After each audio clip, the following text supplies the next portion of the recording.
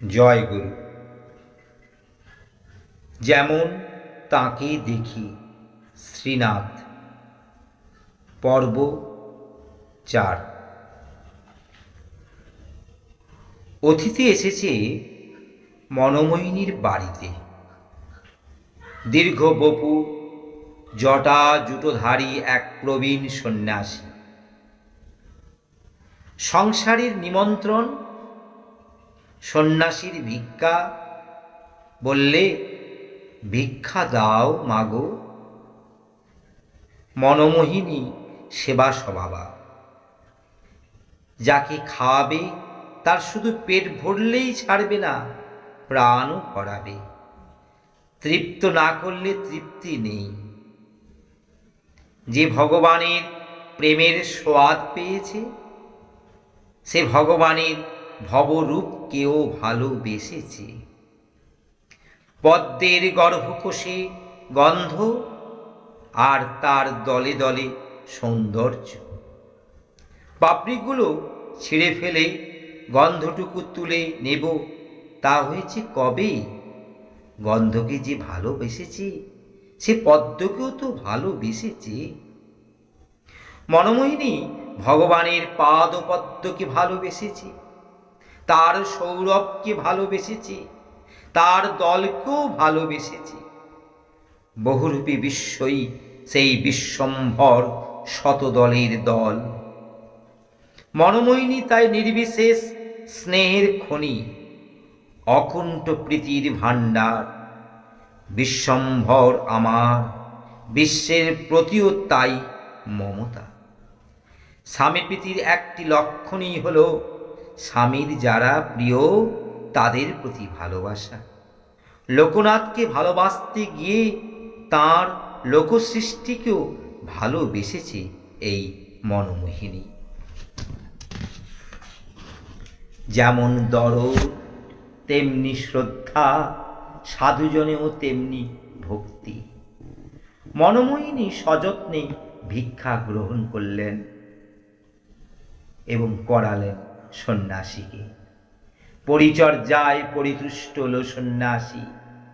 যাবার সময় বলে গেল, বাড়ির একমাত্র ছেলের রয়েছে মৃত্যুযোগ, কিন্তু হৃষ্টিনাশ লোকপতি আসবেন এই ঘরে। বাড়ির একমাত্র ছেলে বলতে তো লোহা তবে চলে যাবে।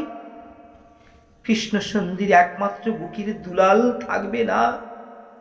রামেন্দ্রনাথ ওই সবেদন কুলপ্রদীপ নির্বাতিত হবে। কান্নার রোল পড়ে গেল বাড়িময়।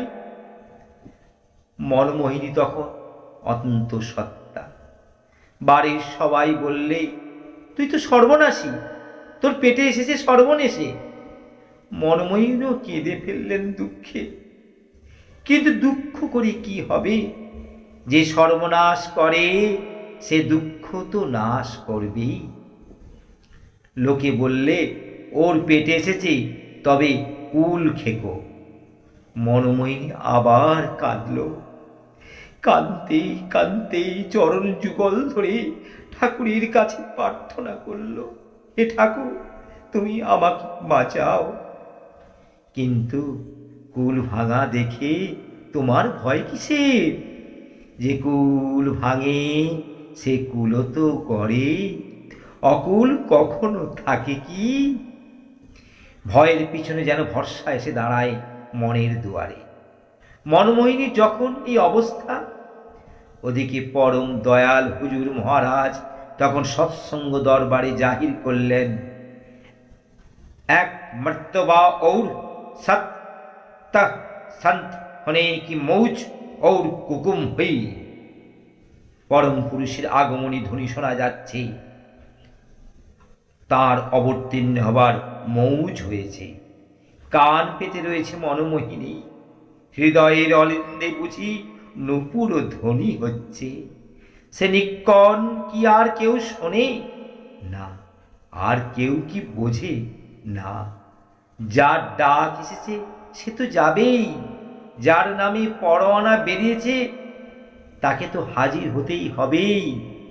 সন্ন্যাসী তো আর বলেনি, এর বদলে ও আসছে, বলেছে একে তোমাদের ছাড়তেই হবে, কিন্তু আরেকটিকে পাবে। যিনি নিত্য একক, সেই একটিকে পাবে। যাকে পেলে পাওয়ার স্বাদ মিটে যায়, সেই তাকে পাবে। যাকে পেলে আর চাওয়ার বাসনা থাকে না, সেই তাকে পাবে। সেই চাওয়ার চরম আর পাওয়ার পরম।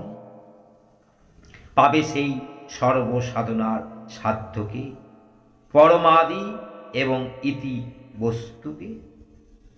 লোহা যাবে, কিন্তু লোকেশ তো আসবে। মনোমোহিনী 10 মাস হয়ে গেল। 10 মাস পেরিয়ে 11 মাসে পড়ল, কিন্তু তবু সন্তান প্রসব হয় না। আবার যেন দুঃখ সংকেত দেখা দিল। সকলেই বুঝলে সন্ন্যাসীর কথা মিথ্যে হবে না, নইলে এসব অনাসৃষ্টি অলক্ষণে কাণ্ড। লোহা দিব্যি ছেলে হঠাৎ ব্যারামে পড়ল, শুলো আর উঠল না। সন্ন্যাসীর কথা রেখে চলে গেল ইহলোক থেকে। শোকেই মুছড়ে গেল কৃষ্ণ সুন্দরীর হৃদয়। 16 বছরের যোগ্য ছেলেকে হারিয়ে ভাঙা বুক নিয়ে বিস্তর কাঁদলে বিধবা মা। শেষে বর্ষণ থামল, কিন্তু বেদনা বিষাদের ঘন কৃষ্ণ মেঘ ঢেকে রইল আকাশখানাকে। 11 মাসের শেষাশেষি গিয়ে একদিন বেদনা উঠল মনোমোহিনী। মনোমোহিনী সূতিকা ঘরে গেল। বেদনা খুব বেশি নয়, দাই হাত বুলিয়ে দিচ্ছে পেটের ওপর। বাড়ির লোক সব জেগে বসে রইল। কিনা কি প্রসব করে মনোমোহিনী। শিবচন্দ্র আর কৃষ্ণ সুন্দরীর মনে হচ্ছে সন্ন্যাসীর একটি কথা তো সত্যি হয়েছে। এটাও যদি সত্যি হয়, একজনকে তো হারাতেই হলো, কিন্তু সেই তেমনি একজনকে যদি পাওয়া যায়। শেষ রাতের দিকে মনমোহিনী একটু ঘুমিয়ে পড়ল। ধাইয়ের চোখ দুটো ঘুমিয়ে জড়িয়ে এলো। পোয়াতির পেটে হাত বুলোতেই বুলোতেই তন্দ্রাচ্ছন্ন হয়ে পড়ল। এমনি একটি মুহূর্ত মাত্র দপ করে একটা বিদ্যুৎ ঝলকে গেল চোখের সামনে। তন্দ্রা ছুটে গেল এক নিমিষে। তাকিয়ে দেখে মনোমোহিনীর প্রসব হয়েছে। তখন রাত পুইয়েছে, দিবা 4 দণ্ড 20 পল। পুত্র সন্তান হয়েছে মনোমোহিনীর। শিশু ভূমিষ্ঠ হয়েই তো কাঁদে, কিন্তু মনোর ছেলে কাঁদছে কই, খলখল করে হাসছে আর চাঁদের মতো কিরণ ছড়াচ্ছে।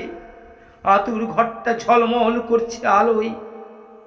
আতুর ঘরের দাওয়ায় বসে অপেক্ষা করেছিল আর সকলে মনোমোহিনীর প্রসব সংবাদের জন্য। তাদেরও চোখে লাগলো এক দিব্য জ্যোতির ঝলকারি। পাড়াময় রটে গেল, শিশু ভূমিষ্ঠ হয়েই হাসছে। পাড়ার লোক ভাঙলো ছেলে দেখতে। ছেলে দেখে সবাই অবাক। সাধারণ ছেলের চেয়ে মনোময়ীর ছেলে অনেক বড়, অনেক সুন্দর, অনেক সুঠাম।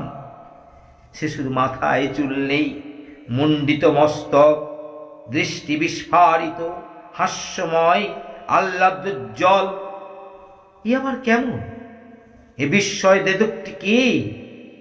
নিমাই তখন সন্ন্যাস নিয়ে প্রবজ্জায় বেরোবে।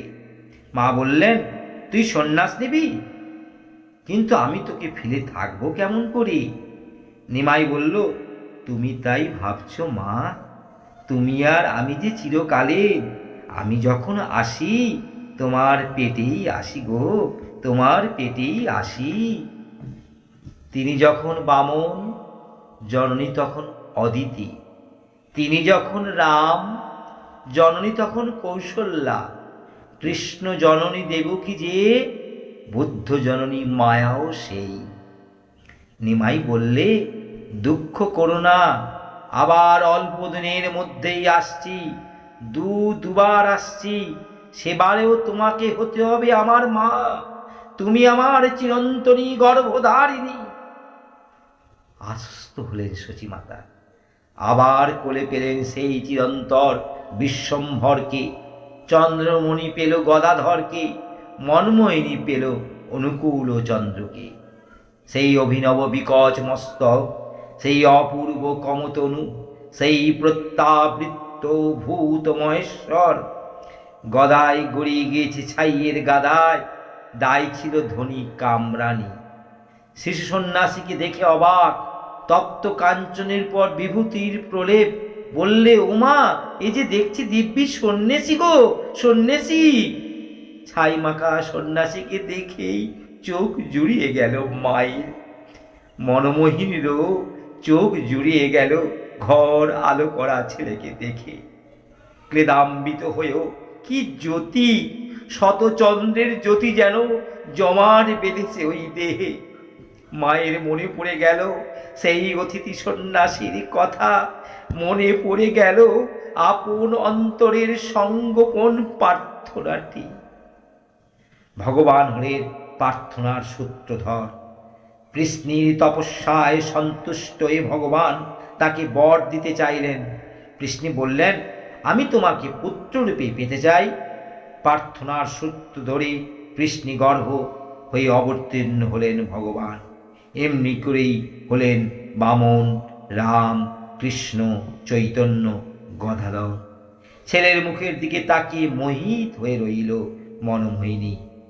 দিনটা হলো 1295 সালের 30শে ভাদ্র, শুক্রবার, তিথি তাল নবমী। জয় গুরু। বন্দে পুরুষোত্তমম, বন্দে পুরুষোত্তমম, বন্দে পুরুষোত্তমম। পরম প্রেমময় শ্রী ঠাকুর অনুকূল চন্দ্র জি কি।